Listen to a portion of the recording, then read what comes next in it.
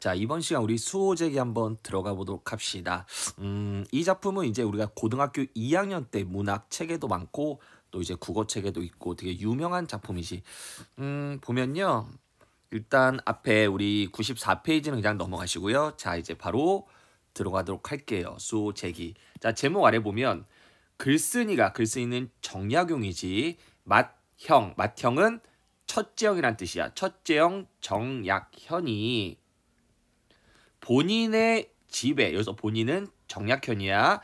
본인의 집에 묻힌 집 이름 수오제 이콜 나를 지키는 집에 대한 고찰 생각을 하며 얻은 깨달음을 서술한 고전 수필이다. 우리가 일반적으로 수필은 고전이던 현대던 어떤 구조지? 경험과 그 다음에 깨달음의 구조지. 수필은. 그래서 우리 지금 정약용이 정약현의 집을 이제 집의 그 이름을 보고 이제 경험이지 도대체 고민하다가 깨달음을 얻은 고전수필로 명칭, 여기서 명칭은 집 이름이지 수호제에 대한 의문으로 시작해. 자, 의문으로 시작해 자신의 삶을 돌아보고 깨달음을 얻는 과정으로 이루어졌다 해서 결국 첫째 형의 어떤 집 이름인 수호제라는 그걸 이제 보고 왜 저렇게 이름을 지었을까 의문을 제기한 다음에 자기 삶에 대해서 반성을 하게 되는 그런 이야기입니다. 자, 근데 여기서 우리가 이제 중요한 거는 나가 두 개가 나와. 하나는 우리가 이제 우리가 현상적 자아라 그래서 하나는 현상적 자아가 나오고 또 하나는 본질적 자아가 나오는데 그냥 현상적 자아는 너희들 그냥 이렇게 현실적 자아라고 보면 되고 본질적 자아는 너희들의 마음 막 이런 거지. 그래서 그거 두 개만 좀 알아두고 바로 들어가도록 합시다. 자, 수호제 즉 나를 지키는 집은 큰형님이 자신의 서재에 붙인 이름이다. 여기서 나는 우리가 본질적 자아죠. 본질적 자아 나를 지키는 집은 큰형님이 자신의 서재에 붙인 이름이다. 나는 처음에 그 이름 보고 의아했다. 왜? 아니 나와 단단히 맺어져 서로 떠날 수 없는 것은 나보다 더한 게 없는데 이 나도 본질적 자아입니다. 비록 지키지 않는다고 내가 어디로 갈 것인가? 이상한 이름이다 라고 생각했다. 그래서 뭡니까? 형이 붙인 어떤 집의 이름 보고 내가 의문을 제기합니다. 그래서 첫 번째 수호제라는 이름에 대해서 의문을 가졌다. 오른쪽 볼까요? 글쓰이는 왜 수호제라는 어떤 이름에 의문을 품었는가? 당연히 나라는 존재는 나와 단단히 맺어져 있어 떠날 수 없는 것인데 이걸 뭐하러 지키냐? 지킬 필요 없잖아. 근데 왜 이름을 저렇게 지었을까? 이렇게 생각했겠죠. 자, 장기로 유배를 온 후, 장기는 여기 보면 알겠지만 경상북도래요. 나는 홀로 지내며 생각이 깊어졌다. 이건 다시 얘기하면 생각할 시간이 많아졌다 이거죠. 어느 날 갑자기 이러한 의문. 자, 이러한 의문 뭡니까? 그 형이 그 집 이름을 수호제라 지은 그 의문. 도대체 내가 왜 나랑 떨어질 수 없는 건 난데 왜 이거 이름 지었을까? 이런 의문에 대해서 나는 결국 깨달을 수 있었다. 그리고 벌떡 일어나서 다음같이 말했다. 유배지에서 뭔가를 깨달아서 이제 말한 거죠. 아, 맞구나. 천하 만물 중에 지켜야 할 것 오지 나구나. 이 날도 본질적 자아입니다. 내 밭을 지고 도망할 사람 있겠는가? 자, 있다 없다? 없다 이거지. 그럼 서리법이지. 질문 형식 좀 이따 정리할게. 그러니 밭은 지킬 필요가 없다. 두 번째, 내 집을 첫 번째 밭, 그 다음 내 집을 지고 달아날 사람이 있겠는가? 없지. 어떻게 집을 들고 튀어. 그러니까 집은 지킬 필요가 없다. 또 내 동산의 꽃나무와 과일 나무들을 뽑아갈 사람 있겠는가? 아니 나무 뿌리가 땅속에 깊이 박혀 있는데 당연히 뽑아갈 수 없다. 그 다음 내 책을 훔쳐가서 없애버릴 수 있겠는가? 아니 성현 유학자들의 말씀 유학자들의 책이 널리 이 세상에 많아서 물과 불처럼 흔한데 무슨 법? 직유법이지. 흔한데 누가 능히 없앨 수 있겠는가? 없다 이거지. 그러면 내 옷과 양식을 도둑질하여 나를 가난하게 만들 수 있겠는가? 아니 이 세상에 실이 모두 내 옷이 될 수도 있고 천하의 곡식이 모두 내 양식이 될 수도 있다. 그러니까 도둑이 훔쳐가봤자 결국 하나 둘에 불과하기 때문에 천하의 모든 옷과 곡식은 없앨 수 없다. 결론 따라서 천하 만물 중에 꼭 지켜야 할 것은 없다 해서 이 만물 여러 가지 물건들은 내가 지킬 필요가 없다. 이게 바로 이제 내가 갑자기 유배지에서 깨닫고 나서 일어나서 벌써 쓴 건데 여기에는 엄청나게 많은 표현법이 쓰였습니다. 여기 적혔는데 주장에 대한 근거, 지키지 않아도 되는 것들과 그 이유인데 일단 열거했습니다. 뭐 열거했죠? 뭐 꽃나무, 그 다음에 책 이런 거 열거했죠. 그래서 열거했고 밭도 열거했고요. 그 다음에 문답법입니다. 자기가 질문하고 자기가 답했죠. 해서 문답법을 다른 말로 여기서는 자문자답이라고 됩니다. 자문자답.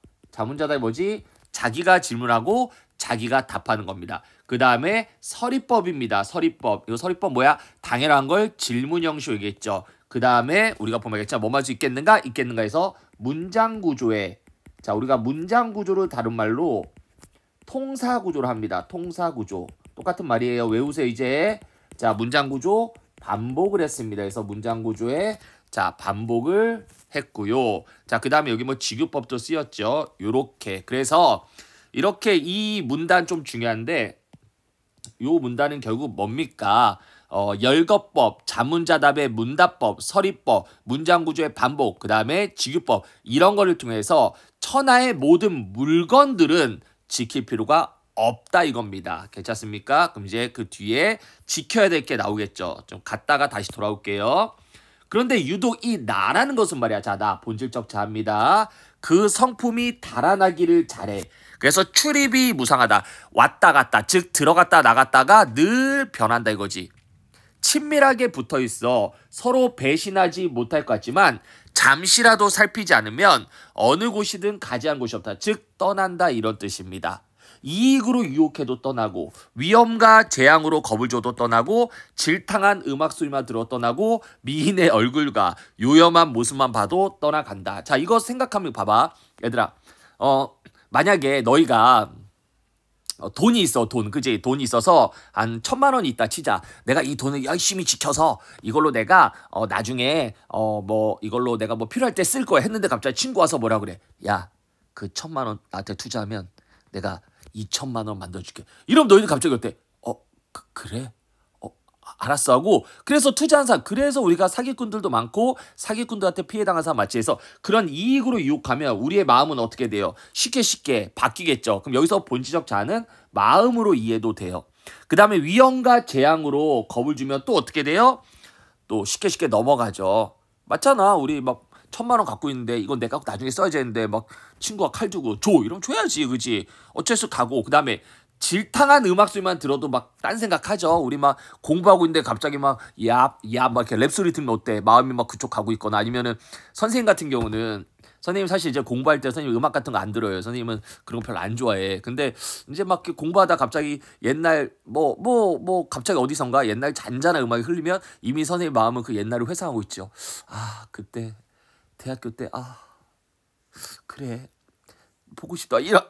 아무튼 그래요. 그러니까 이런 질탕한 음악, 사람의 어떤 마음을 유혹하는 음악만 들려도 내 마음은 이미 넘어가죠. 또 미인의 예쁜 얼굴과 유용한 자태만 봐도 떠나간다. 우리가 이렇게 막 길을 가다가 진짜 예쁜 여자 지나가요. 그럼 어때요? 몸은 길을 가는데 마음은 막 자꾸 막 그 여자를 따라가고 있죠. 그죠? 뭐 그렇다 해서 선생님이 뭐 예쁜 여자라든가 뭐 몸매 좋은 여자 개인적으로 그런 여자를 별로 좋아해요. 아무튼 다 그렇지. 야이씨. 안 그런 사람이 어디 있어, 그지? 여자들도 잘생긴 남자 보면 막 그지? 몸은 뭐예요? 막 학교에 앉아 있지만 책상에 의자에 앉아 있지만 마음은 이미 그 남자랑 함께 그 여자와 함께 데이트하고 있잖아. 그러니까 이런 거죠. 그러니까 한마디로 나라는 본인적 자, 내 마음은 시도 때도 없이 막 달아난다 이런 얘기입니다. 자 이걸 뭐예요? 열거와 예시를 통해서 제시했죠. 그래서 인간의 마음은 유혹과 위협에 쉽게 흔들린다. 뭐 모든 인간 다 그렇죠. 그런데 한번 떠나가면 돌아올 줄 몰라서 붙잡아 만류할 수가 없다. 그렇죠. 우리가 막 이렇게 아까 얘기했지만 이익으로 꼬시면 그쪽으로 넘어가면 이제 뭐 더 이상 돌아가기 힘들죠. 그러므로 천하 만물 중에 잃어버리기 쉬운 것은 나보다 더한 게 없다. 즉 내 마음이 가장 잃어버리기 쉽다. 그러니 뭐 하래요? 꽁꽁 묶어 자물쇠로 잠가 나를 잘 지켜야 된다. 이건데 여러분들 요거 묶어볼게요. 꽁꽁 묶어 자물쇠로 잠가 뭐 한다고? 나를 잘 지켜야 된다. 결국 뭐야? 내 마음이 쉽게 떠나지 않도록 나를 잘 수양해야 된다. 그래서 수양하여 나를 잘 지켜야 된다는 말인데 근데 선생님 퀴즈. 마음은 눈에 보여 안 보여? 마음은 눈에 안 보이는 추상적 개념이지. 근데 그거를 자물쇠로 잠가 꽁꽁 묶으래. 야, 꽁꽁 묶고 자물쇠를 잠는 건 눈에 보이잖아. 그래서 이거 우리가 뭐라 그래요? 추상적 개념, 마음을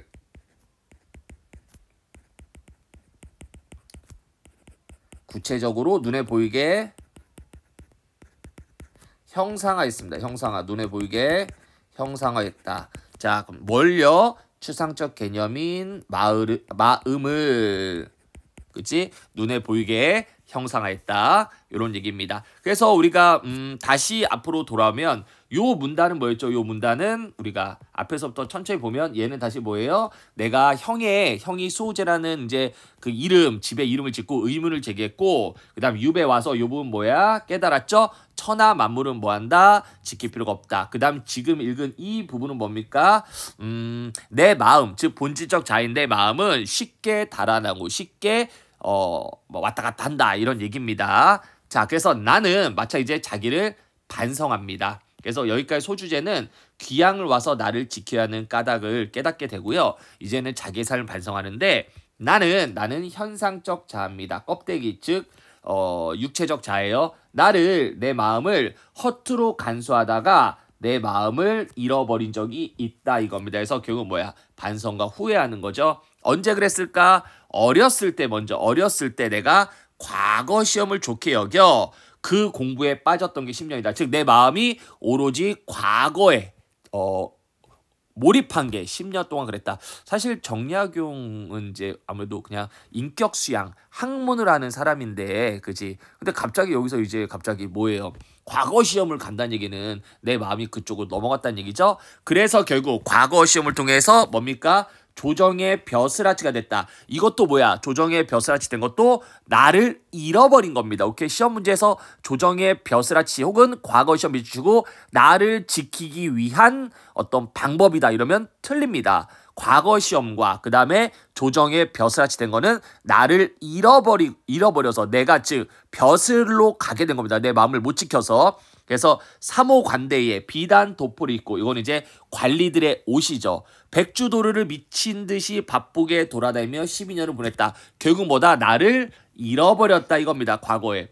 그러다 갑자기 상황이 바뀌어서 이제 과거에서 이제 잘렸어. 유배오게 돼서 친척을 버리고 고향을 떠나 한강을 건너 문경세절 넘어 아득한 바다가 아득한 바닷가 대나무 숲이 있는 유배지에 와서야 비로소 멈추게 됐다. 이런 뜻이 한마디 뭐야? 유배게 됐다. 유배를 오게 됐다. 이런 거죠. 이때 나도 내 마음도 땀을 흘리고 숨을 몰아쉬며 내 발꿈치를 이 내는 이제 육체겠죠. 현상적 자인 내 발꿈치를 쫓아 함께 이곳에 되었다.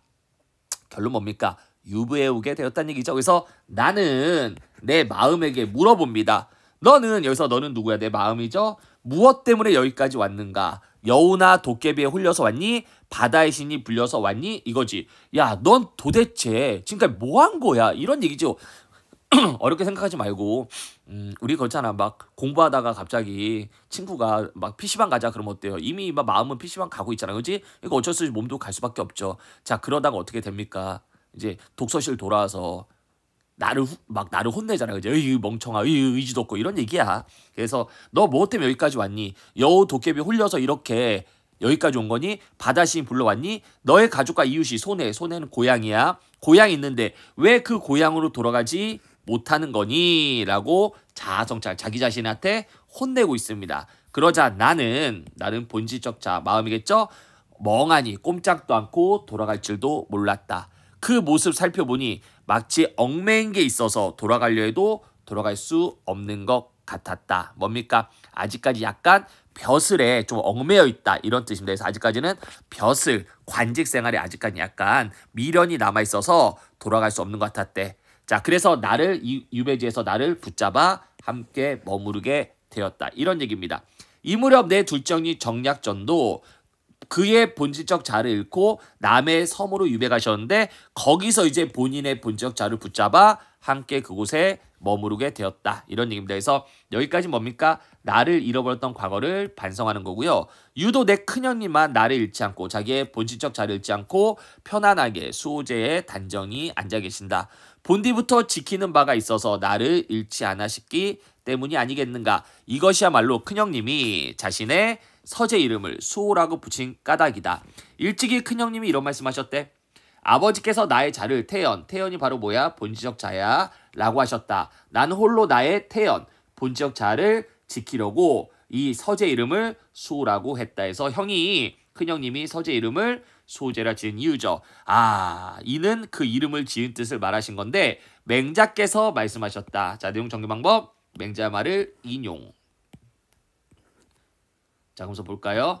자, 무엇이 지키는 게 큰일인가? 바로 자신 이콜 본질적 자 이콜 내 마음을 지키는 게 큰일이라고 말하셨는데 정말 맞다. 그 말씀이 정말 맞구나. 그래서 드디어 내 생각을 써서 큰형님께 보여드리고 수호제의 기문, 이제 집의 어떤 기문, 기록한 문서로 삼고자 한다. 여기까지입니다. 그래서 마지막에 글을 쓰게 된 동기 뭡니까? 큰형님한테 이걸 보여드리고 수호제의 기문으로 삼기 위해서 갈래상의 특징 제시, 무슨 수필이란 걸 제시하고 있죠. 큰형님이 지은 서재 이름, 수호제 의미를 깨닫고 수호제기를 쓰게 됐다. 이런 얘기입니다. 그렇게 어렵지는 않은 작품인데 앞에 다시 돌아서 날개 쪽만 좀 읽을게요.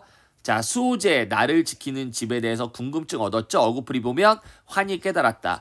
글 쓰는 집의 이름에서 나를 지킨다는 의미에 대해서 의문을 제기했지. 그리고 유배 오고 나서 그 의미를 깨닫게 됐습니다. 그래서 귀향지에서 왜 자신이 귀향을 오게 된지 생각하는 시간을 가지면서 나를 지키지, 내 마음을, 내 본질적 자아를 지키지 못했던 자신의 삶을 되돌아보고 수호제 의미를 깨닫게 된 겁니다.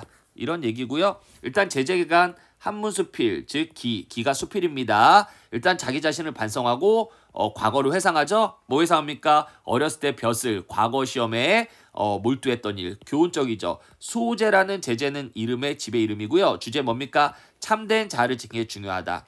특징입니다. 자신의 과거를 반성적 돌아보고 얻은 깨달음 얘기하고 관념적인 나의 마음을 객관하여 그 대상과 대화한다. 어디서 대화했어? 마지막에 보면 너는 여기 왜 왔냐 이렇게 얘기하죠. 해서 관념적인 나의 마음을 객관하여 내 마음과 대화하는 방식했다. 그렇구나. 자, 그 다음에 글쓴이가 지켜야 할 것과 지키지 않아도 되는 것을 나눕니까? 뭐야? 뭐 없애거나 떠나갈 수 있는지 여부, 대체 가능성 여부겠고요.